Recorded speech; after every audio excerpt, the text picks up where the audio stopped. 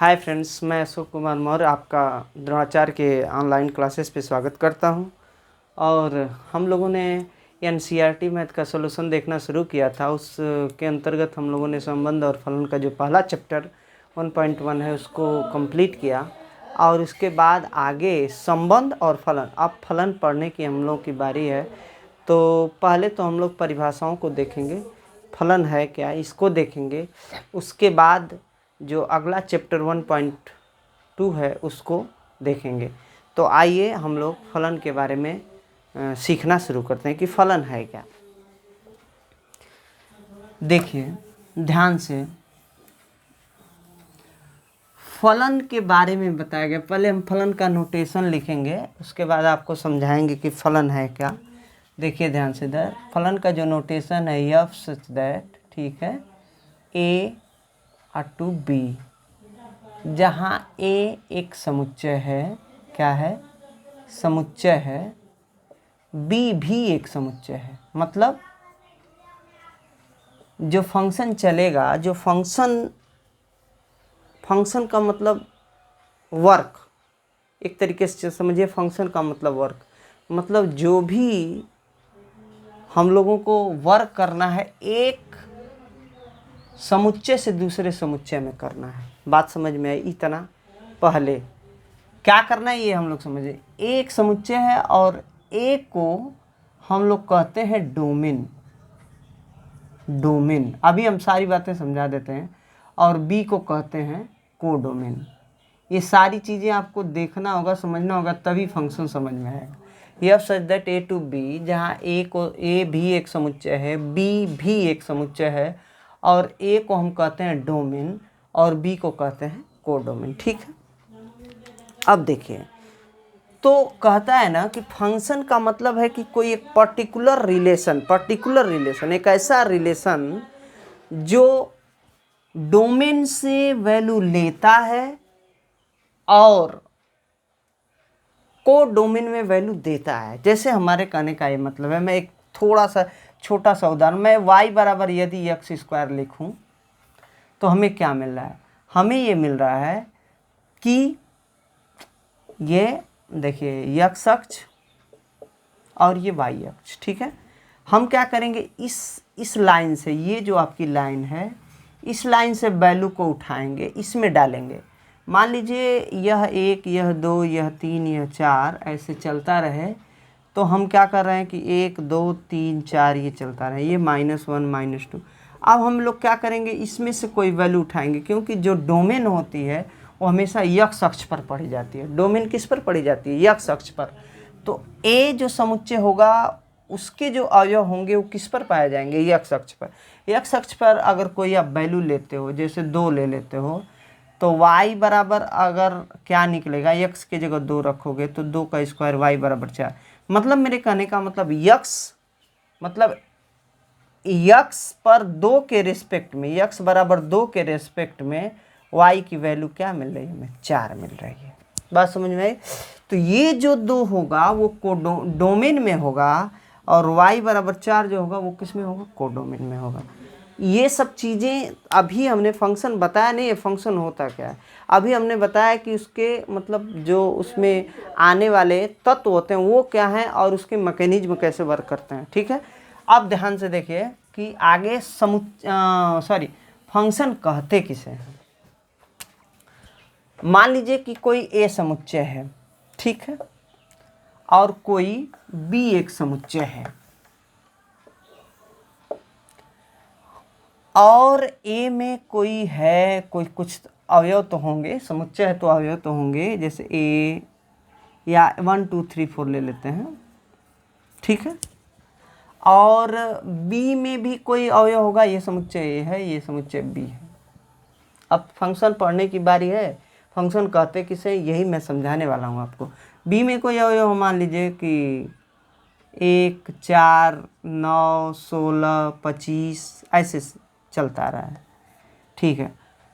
तो देखिए ये क्या होगा, ए और बी, यही है फंक्शन ए टू बी, मतलब ए से बी पर जब भी कोई मतलब कोई वैल्यू इंटर की जाए, जैसे अभी हम लोगों ने पीछे देखा था इसमें कोई वैल्यू इंटर करेंगे तो किसी रिलेशन के अंतर्गत होगा, किसी रिलेशन के अंतर्गत, विशेष रिलेशन के अंतर्गत। तो जैसे हम ये कहें कि मान लीजिए 1 डालने पे 1 मिलता है, कोई ऐसा रिलेशन यहाँ पे है और जो जिसमें 1 डालने से हमें B1 प्राप्त होता है, 2 डालने पे 4 प्राप्त होता है, 3 डालने पे 9, 4 डालने पे 16।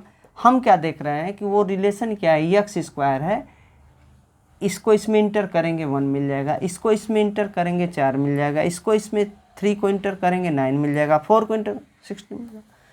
अब देखिए यही अभी तक ये रिलेशन है, पर यही रिलेशन फंक्शन बन जाएगा। कब कैसे फंक्शन बन जाएगा, ध्यान दीजिए। फंक्शन के लिए परिभाषा क्या है, फंक्शन के लिए जो परिभाषा है वो ये है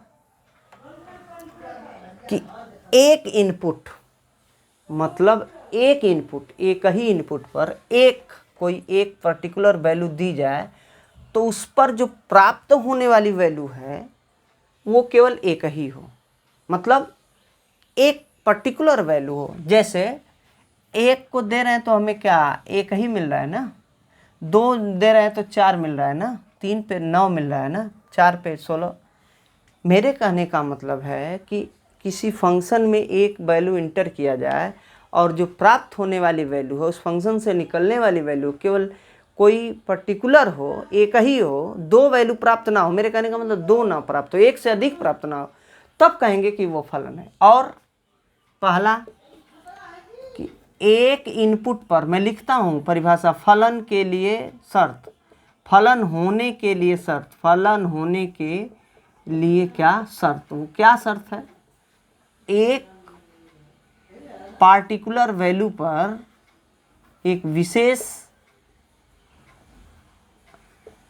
वैल्यू पर विशेष वैल्यू देने पर एक विशेष वैल्यू प्राप्त हो, एक विशेष वैल्यू क्या हो, प्राप्त हो। और दूसरा,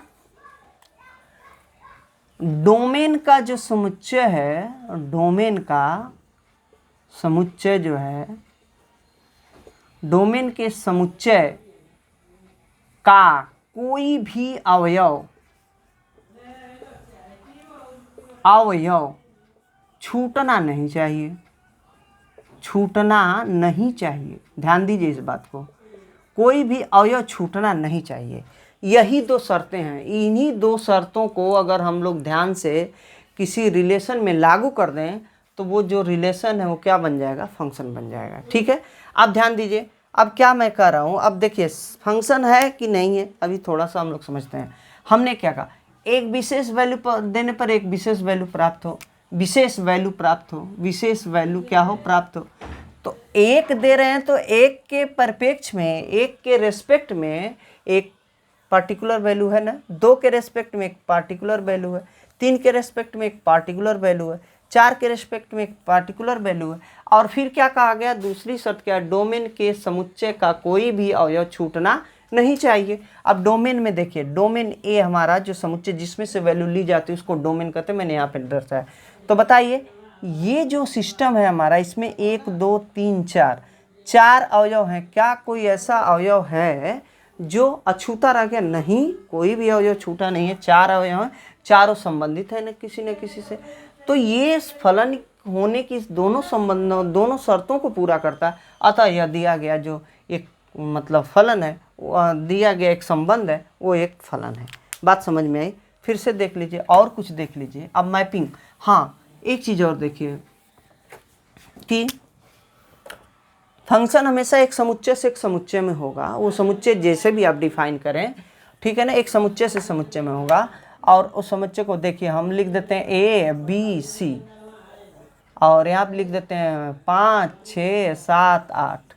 ठीक है, अब देखो मैं कह रहा हूँ A से संबंधित हुआ, B से संबंधित हुआ, C से संबंधित हुआ। अब इसको कहेंगे देख करके मैपिंग, इसको मैपिंग कहते हैं, इसको क्या कहते हैं, मैपिंग। ये मैप हो रहा है। अब मैपिंग, जब भी मैपिंग होगा तो फलन बनेगा। अब देखिए ध्यान से, आपका क्या, A एक पर्टिकुलर वैल्यू 5 निकाल रहा है, B एक पर्टिकुलर वैल्यू 6 निकाल रहा है, और C एक पर्टिकुलर वैल्यू 7 निकाल रहा है। मैंने क्या कहा कि डोमेन का जो समुच्चय है उसमें से प्रत्येक अवयव एक विशेष वैल्यू देनी चाहिए, विशेष वैल्यू दे रहा है, और कोई भी अवयव छूटना नहीं चाहिए, छूट भी नहीं रहा। देखिए ये ABC तीनों संबंधित हो रहा है, अतः ये तो फलन है। अच्छा एक चीज़ और देखो, अब फलन कैसे नहीं होगा, थोड़ा सा इसको भी देख लीजिए। मान लीजिए यहाँ 1 2 3 4 और यहाँ पे लिख देते हैं ABCDEF, ठीक है। मान लीजिए एक इंटर करने पे A मिल रहा है, एक ही इंटर करने पे B मिल रहा है, ठीक है। और ये इससे संबंधित हो गया, इससे संबंधित हो गया, इससे संबंधित हो गया। हम क्या देख रहे हैं, जो हमारा समुच्चय A है जिसको हम लोग डोमेन बोलते हैं, डोमेन का प्रत्येक अवयव संबंधित है, कोई भी छूटा नहीं है।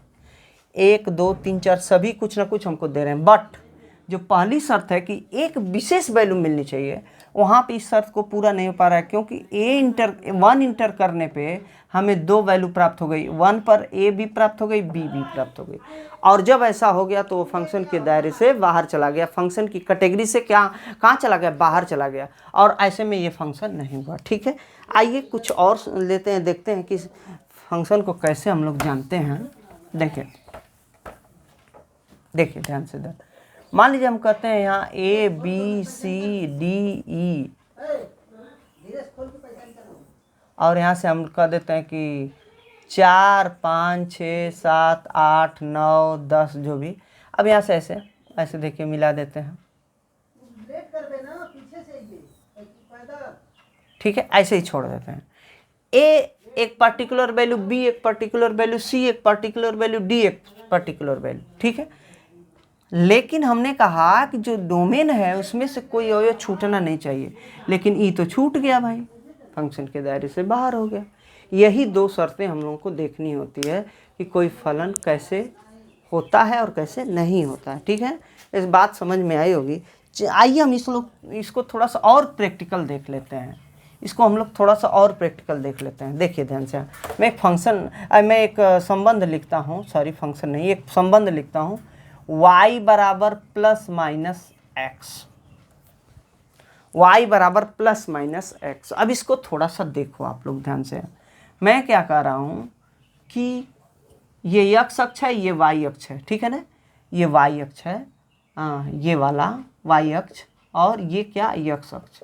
हम कोई पर्टिकुलर वैल्यू यहाँ से उठाते हैं, मान लीजिए हमने यहाँ पर कोई वैल्यू है 16, क्या है 16, या 4 वैल्यू है कोई, 4 उठा लेते हैं। तो y बराबर हम क्या करते हैं, 4 डालते हैं इसमें, तो y बराबर क्या मिलेगा हमें, प्लस माइनस 2 मिल जाएगा, बोलो मिलेगा ना। अब जब प्लस माइनस 2 मिल जाएगा, अब इसका हम लोग वो बनाएं आरेख, जो हम लोगों ने अभी आरेख बनाया था, उस आरेख को अगर खींचने का प्रयास करें तो यहाँ पर y और यहाँ पे x, ठीक है। x हमने क्या रखा है, 4 रखा है, और y की जो वैल्यू है 2 प्राप्त हो गई, +2 और -2। अब बोलो, देखो ध्यान से, देखो कितना बढ़िया ये ऑप्शन है, ये कितना बढ़िया उदाहरण है कि एक पर्टिकुलर वैल्यू पर एक ही पर्टिकुलर वैल्यू होनी चाहिए, लेकिन यहाँ पे क्या हो गया, एक +2 हो गया, एक -2, ये फंक्शन के दायरे से बाहर हो गया। समझ में आया, ये फंक्शन के दायरे से। अच्छा मैं माइनस मिटा देता, चलो अब देख लो, तो माइनस मिटा देता तो ये वैल्यू तो नहीं मिलती भाई, ऐसे नहीं होता। अब देखो ये फंक्शन हो गया, या इसको माइनस रहने देता, प्लस मिटा देता, तो देखो वैल्यू हो गई। मेरे कहने का मतलब है कि कोई भी दिया गया संबंध फलन हो जाएगा। फिर से परिभाषा में लिख रहा हूँ कि अगर कोई दिया गया संबंध किस में बदल जाएगा, फलन में बदल जाएगा। कब, जब उसके पर्टिकुलर इनपुट पर पर्टिकुलर आउटपुट हो और उसके डोमेन में कोई भी अवयव छूटना नहीं चाहिए। बोलिए फलन सबको संबंध में आ गया, समझ में आ गया। अब चलिए थोड़ा सा इसका ग्राफिकल अप्रोच देख लेते हैं। देखिए ध्यान से, मैं कहता हूँ कि कोई फलन देख करके भी हम जान सकते हैं कि दिया गया संबंध वो फलन है कि नहीं। मैं किसी भी संबंध को हम लोग देख करके बता सकते हैं कि वो दिया गया संबंध फलन है कि नहीं है, क्योंकि आप जानते हैं कि प्रत्येक जो संबंध होगा उसका एक ग्राफ होगा। तो मान लीजिए कि ये x अक्ष है और ये y अक्ष है, और इस पर हम कोई एक ग्राफ खींच दें, कैसा भी ग्राफ खींच दें, मान लीजिए ऐसा ही एक ग्राफ खींच दें, ग्राफ खींच दिया, ग्राफ, ठीक है ना। अब ये दिया गया जो ग्राफ है एक फलन प्रदर्शित करता है कि नहीं, इसको जानने के लिए क्या करना है ना, आपको कुछ नहीं करना है, एक वर्टिकल लाइन खींचो। क्या खींचो? वर्टिकल लाइन खींचो। वर्टिकल लाइन का मतलब वाई अक्ष के समानांतर वर्टिकल लाइन खींचिए ऐसे। और यदि ये वर्टिकल लाइन किसी ग्राफ को केवल और केवल एक जगह काट दे तो कहेंगे फलन है, फलन है। क्यों फलन है भाई, इसका भी तरीका देख लो कि यहाँ पे कोई मान लो पर्टिकुलर वैल्यू x है, तो इस x पर जो y की वैल्यू प्राप्त हो रही है यही तो प्राप्त हो रही है, यही तो प्राप्त हो रही है, देखो यही तो प्राप्त हो रही है। इतना भी जो भी हो, मान लो ये 4 हो जाए, ये x की वैल्यू x पे 2 पढ़ लो, 2 पे 4 प्राप्त हो रही है, 2 पे एक ही वैल्यू प्राप्त हो रही है, 4 ना। तो इस तरीके से ये हम लोग वर्टिकल लाइन टेस्ट करके किसी दिए गए संबंध के ग्राफ को चेक कर सकते हैं वो फलन है कि नहीं है। आइए और कुछ देख लेते हैं कि कैसे होता है, देख लीजिए। अब यहाँ पर देख लीजिए मैंने क्या किया, एक वृत्त खींच दिया। क्या खींच दिया? वृत्त। अब इसको चेक करना है, वृत्त का समीकरण क्या होता है जानते हो ना आप लोग? वृत्त का समीकरण होता है x square plus Y square बराबर क्या? ए स्क्वायर, ठीक है। अगर थोड़ा सा इसको चेंज कर लें तो हम लोगों को क्या मिलेगा? वाई स्क्वायर बराबर मिलेगा ए स्क्वायर माइनस एक्स स्क्वायर, और यहाँ से अगर स्क्वायर हटा दें तो ये चढ़ जाएगा, ठीक है। तो अब देखो ये दिया गया संबंध एक फलन है कि नहीं, इसको चेक करने के लिए हमने क्या, वर्टिकल लाइन टेस्ट करो भाई। चलो आओ, देखो 2 जगह काट दिया, ग्राफ को कितनी जगह काटा है? 2 जगह। अब ये हमारा फलन के दायरे से बाहर हो। कैसे? क्योंकि एक पार्टिकुलर वैल्यू पर एक x का मान लो यहाँ पे 2 वैल्यू है कोई, और यहाँ पर ये मान लीजिए हम कह देते हैं कि ये 4 है और ये क्या है? -4 है, ठीक है। अब देखो 2 पर 2 वैल्यू प्राप्त हुई कि नहीं? 2 पर एक वैल्यू, 2 ही पर एक वैल्यू आपको 4 मिल रही है, और 2 ही पर आप देखेंगे एक वैल्यू -4 मिल रही है। तो अब ये क्या फलन के दायरे में होगा? नहीं होगा ना। इसका अगर हम लोग ये आरेख खींचें तो देखो आरेख कैसे होगा। हम ये देखो ये इनपुट वैल्यू है, तो इसको x और इसको क्या y, इसमें 2 रखते हैं, और इसमें हमें y में क्या क्या प्राप्त हो रहा है? एक बार 4 प्राप्त हो रहा है, एक बार -4 प्राप्त हो रहा है। देखो एक पर्टिकुलर वैल्यू पर 2 वैल्यूआँ प्राप्त हो गई, अतः यह फलन के दायरे से बाहर है। यानी हम कह सकते हैं कि वर्टिकल लाइन टेस्ट करके किसी दिए गए ग्राफ को चेक कर सकते हैं कि वो फलन है या नहीं है। आप लोगों को अच्छे से इस बात की समझ हो गई होगी, ठीक है। अब देखो फलन के कुछ प्रकार भी हैं। फलन के क्या हैं? फलन के कुछ प्रकार हैं। फलन के प्रकार, फलन के जो प्रकार दिए जा रहे हैं वो फलन के प्रकार क्या हैं? वो फलन के प्रकार क्या हैं इसको भी देख लीजिए। वो फलन के प्रकार हैं, पहला कह रहा है कि एकाएकी फलन। पहला है एकाएकी फलन, ध्यान से देखिएगा, एकाएकी फलन। फलन मतलब एकाएकी फलन का मतलब क्या? One function, one function, one function, ठीक है। One function. अब ये वन फंक्शन क्या है? अच्छा देखो वन फंक्शन को हम समझाते हैं आपको। मान लीजिए यह समुच्चय, यह समुच्चय B, A B C D, और इसमें लिख देते हैं 2 4 6 8 लिख देते हैं। देखो ए का संबंध 2 से, बी का संबंध 4 से, सी का संबंध 6 से। देखो फंक्शन है कि नहीं, पहले फंक्शन चेक कर लो तब ना वन फंक्शन चेक करोगे।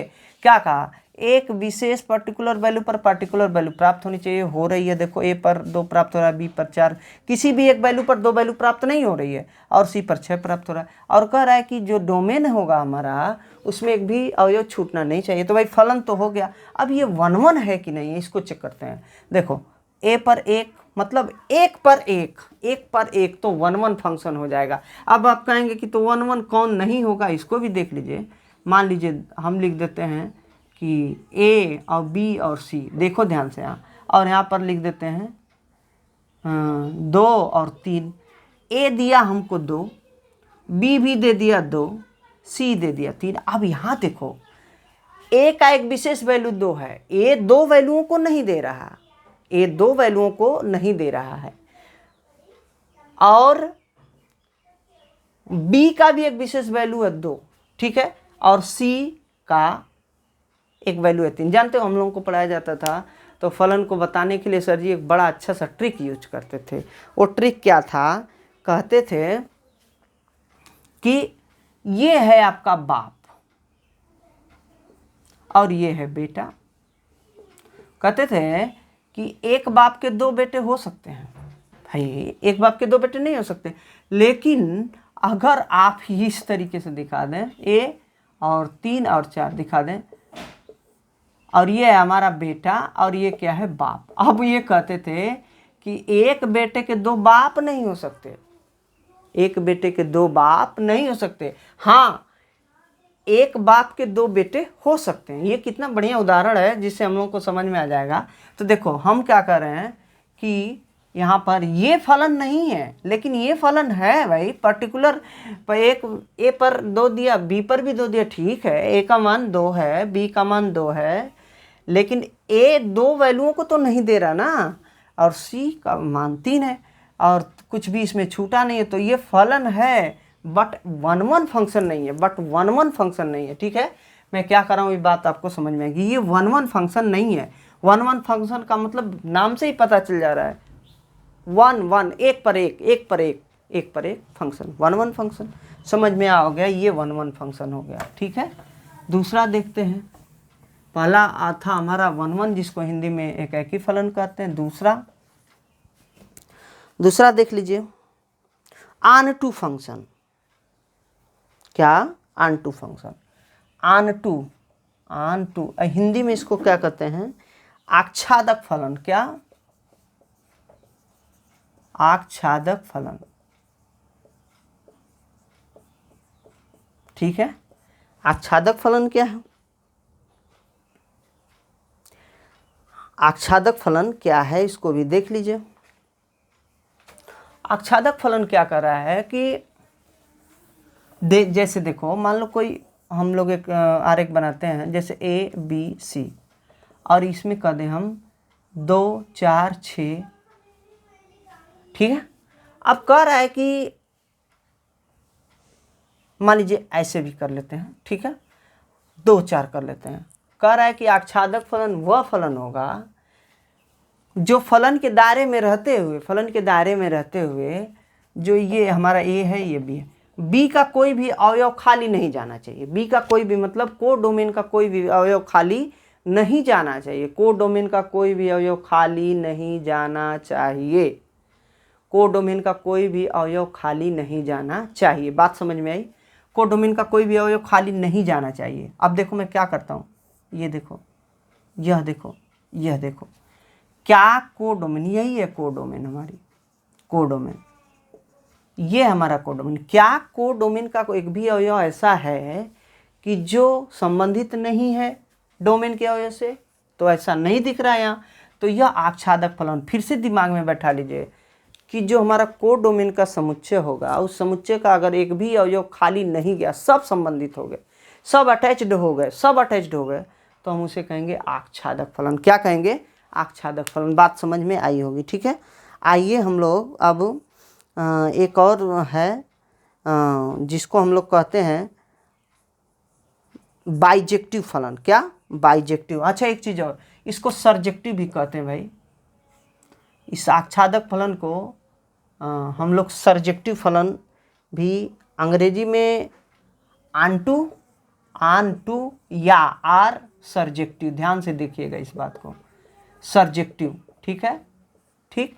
और 1-1 फलन को, 1-1 को इंजेक्टिव, दूसरे नाम में इंजेक्टिव भी कहते हैं, दोनों नाम याद रखें, इंजेक्टिव। तो क्या हम लोगों ने सीखा? एकाकी फलन को 1-1 फंक्शन या इंजेक्टिव कह लेंगे, आच्छादक फलन को ऑन टू या सरजेक्टिव कह लेंगे, ठीक है। अब एक और तीसरा प्रकार है जिसको हम लोग कहते हैं 1-1 ऑन टू। जो 1 भी हो और ऑन2 भी हो, जो 1 भी हो और ऑन2 भी हो। एकैक आच्छादी फलन, आच्छादी फलन, ठीक है। इसको अंग्रेजी में कहते हैं 1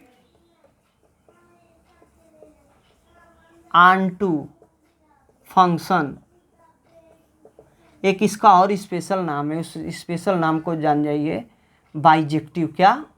बाइजेक्टिव, आर करके, ठीक है। ये क्या है भाई? ये कह रहा है ना 1 भी हो और क्या हो, ऑन2 भी हो। तो कैसे बनेगा इसका? यहाँ पे देखो, मान लो हम कह दें ए बी सी और यहाँ पर क्या कर दें 2 3 4, देखो बात खत्म।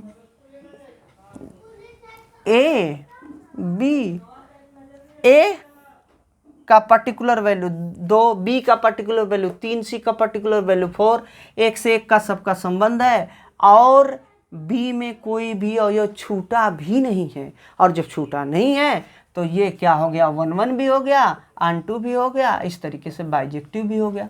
1 भी हो गया, ऑन2 भी हो गया और बाइजेक्टिव भी हो गया। बोलो सही है? सभी लोगों को ये बात समझ में आ रही होगी, ठीक है। अब इसके आगे का जो मैटर है, हम लोग थोड़ा सा, अभी हम लोगों ने क्या क्या पढ़ा उसका हम एक बार रिवीजन आपको करवा देते हैं। रिवीजन करवा के हम आप लोगों को कुछ चीज़ें और आगे अभी हम लोगों को इसमें जोड़ेंगे। हमने सबसे पहले पढ़ा 1 फंक्शन। क्या? 1 फंक्शन। क्या पढ़ा? 1 फंक्शन, ठीक है, जिसको इंजेक्टिव कहते हैं फंक्शन, ठीक है। 1 फंक्शन। तो 1 फंक्शन जब पढ़ा तो 1 फंक्शन क्या था? एक पर्टिकुलर वैल्यू पर एक पर्टिकुलर वैल्यू, मतलब एक दिए गए विशेष वैल्यू पर विशेष वैल्यू का प्राप्त होना 1 कहलाता है। हम कह रहे हैं कि कोई फलन आपको दे दिया जाए और उसको चेक करना है कि कैसे चेक करोगे, कैसे चेक करोगे कि 1 है कि नहीं है। तो 1 फंक्शन चेक करने की विधि क्या होगी भाई? चेक करने की विधि क्या चेक करेंगे, कैसे चेक करेंगे? देखिए, स्टेप फर्स्ट, स्टेप हम लिख देते हैं। स्टेप पहला क्या कि आप क्या करेंगे, दिए गए फंक्शन को, जो फंक्शन आपका दिया गया है, यक्स को x1 और x2 वैल्यू दीजिए, को x1 और x2 वैल्यू दीजिए, प्रोवाइड कराइए इसको, ठीक है। कौन कौन? x1 और x2, ठीक है। अब जब x1 x2 वैल्यू दे देंगे, अब दूसरा स्टेप क्या है हमारा कि f(x1) को इक्वल टू कर दीजिए f(x2) के और इसको सॉल्व कीजिए। क्या कीजिए? सॉल्व कीजिए। जब सॉल्व कर लेंगे फिर उसके बाद तीसरे स्टेप में यदि x1 बराबर x2 हो गया, यदि x1 बराबर x2 केवल ओनली एंड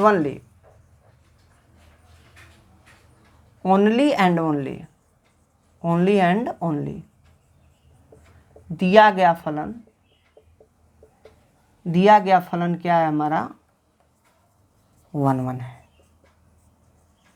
चलिए आइए अभी 1 चेक कर लेते हैं एक उदाहरण लेकर, ठीक है। चलो एक उदाहरण लेकर हम लोग 1 चेक कर लेते हैं। जैसे y बराबर हम लिख दें 2x + 3। y बराबर क्या? देखो एक फलन है ये और इसको चेक करना है कि ये 1 है कि नहीं। कैसे चेक करोगे भाई? मैंने क्या कहा, पहला स्टेप क्या है, x को x1 और x2 दीजिए, ठीक है। तो हम क्या देखेंगे, देखो एक चीज़ और थोड़ा सा हम समझा दें, y को f(x) भी कहते हैं, f(x) भी कहते हैं। ध्यान दो, y को हम f(x) कहते हैं, वही y, और ये x, इसको हम f(x) भी कहते हैं। तो अभी y ना लिख के हम f(x) लिख दें, कोई दिक्कत नहीं होगी? नहीं होगी भाई। क्यों दिक्कत होगी? जब उसी के बराबर है तो दिक्कत क्यों होगी? आइए हम यहाँ देखते हैं। अब क्या करेंगे, हमने क्या कहा कि x को x1 और x2 वैल्यू दीजिए। क्या दीजिए? x1 और x2 वैल्यू दीजिए। तो अगर x1 दे देंगे आप तो ये x1 बराबर क्या जाएगा 2x1 + 3, और फिर आप वैल्यू दे देंगे x2 तो हो जाएगा 2x2 + 3। अब मैंने क्या कहा कि f(x1) f(x2) के बराबर कर दीजिए, तो कर दो भाई, इसको इसके बराबर कर दो। तो बराबर जब कर दोगे तो f(x1) बराबर हो जाएगा f(x2). अब इसका मान रख देते हैं, f(x1) का मान क्या है 2x1 + 3 बराबर f(x2) का मान रख दो 2x2 + 3, ठीक है। अब बताओ 3 से 3 कट गया, अब हमारा बचा क्या 2x1 बराबर 2x2, 2 से 2 कट गया, x1 बराबर क्या आ गया x2। मैंने क्या लिखा था, यदि x1 बराबर x2 ओनली एंड ओनली, केवल x1 x2 के बराबर हो जाए तो दिया गया फलन 1 1 है, अतः फलन क्या है, फलन क्या है 1 1 है, 1 1 है। बोलो समझ में आया, ये बात समझ में आई होगी निश्चित रूप से। अब ठीक है, देखो ध्यान से, अब कुछ चीज़ें और थोड़ी सी। पहला हमने बता दिया 1 1 कैसे चेक करना है, अब आपको चेक करना है कि ऑन टू कैसे चेक करेंगे। ऑन टू या आच्छादक चेक करने की विधि, आच्छादक चेक करने की विधि, करने की क्या विधि। देखो हमने अभी नोटेशन लिखा था f such that A to B, जहाँ ये क्या है डोमेन है और ये क्या है कोडोमेन है, अभी लिखा था ना हमने। अब थोड़ा सा इस बात को समझिए कि मान लीजिए यह A B C और यह कोडोमेन 1 2 3 4, ठीक है।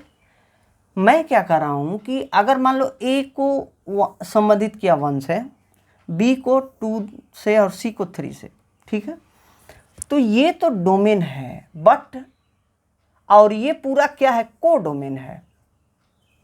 ध्यान से देखिए बात यही है आपकी, और ये डोमेन है,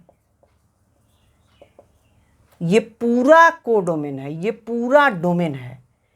लेकिन मैं ये कह रहा हूं कि ये जो A से संबंधित 1 है, B से संबंधित 2 है और C से संबंधित 3, ये क्या है, तो इसको कहते हैं रेंज कहते हैं। इसको क्या कहते हैं, अगर हमें रेंज लिखना रहे, इस फंक्शन का रेंज लिखना रहे तो कैसे लिखोगे, रेंज लिखोगे 1, 2, 3, वही एलिमेंट जो कि संबंधित हैं। अगर कोडोमेन आपको लिखना रहे तो क्या लिखोगे भाई, कोडोमेन लिखना रहे तो कोडोमेन बराबर आप लिखोगे 1 2 3 4, अभी समझ में आ जाएगा 1 2 3 4। और अगर डोमेन की बात आती है तो डोमेन क्या होगा, डोमेन बराबर होगा ABC। देखो सारी चीज़ें क्लियर हैं। तो कह रहा है ना कि अगर कोई फंक्शन, आच्छादक की परिभाषा क्या है, कोई छूटना नहीं चाहिए, इसमें नहीं छूटना चाहिए, कोडोमेन में सारे अवयव आपको इंडल्ज हो जाने चाहिए, सारे अवयव इन्वॉल्व हो जाने चाहिए, सारे अवयव यूज कर लिए जाएं। तो अब बताओ हम क्या कर रहे हैं, हम ये कह रहे हैं कि यदि रेंज कोडोमेन के बराबर हो जाए, रेंज इक्वल टू कोडोमेन, ठीक है, रेंज इक्वल टू क्या कोडोमेन हो जाए, तो क्या हम नहीं कर सकते दिया गया फलन आच्छादी है भाई। जब रेंज जितना होगा उतना ही कोडोमेन होगा, तो कुछ छूटा नहीं, और जब इतना हो गया तो आच्छादी है। क्या है, आच्छादी, आच्छादक है या ऑन-टू है। तो मैं समझता हूँ कि आज का लेक्चर आप लोगों को बड़े अच्छे से समझ में आया होगा। फंक्शन क्या है, फंक्शन का प्रकार क्या है, फंक्शन का प्रकार मतलब 1 1 function, onto function, 1 1 onto function, 1 1 check कैसे करते हैं, ऑन-टू चेक कैसे करते हैं, सारा कुछ मैंने आपको यहाँ पे बता दिया है। और यदि कुछ समझ में उसके बाद भी नहीं आता तो आप कमेंट करके पूछ सकते हैं, कमेंट कीजिए, हमें अच्छा लगेगा। और मैं आप लोगों से फिर वही बात कहूँगा कि यदि अब तक आपने हमारे चैनल को सब्सक्राइब नहीं किया तो सब्सक्राइब करें, लाइक नहीं किया तो लाइक भी कर दें, और बेल आइकन को प्रेस कर लें ताकि आगे आने वाली जो वीडियो है आपको तुरंत मिलती रहे। आप सभी लोगों को a lot of thanks, thank you.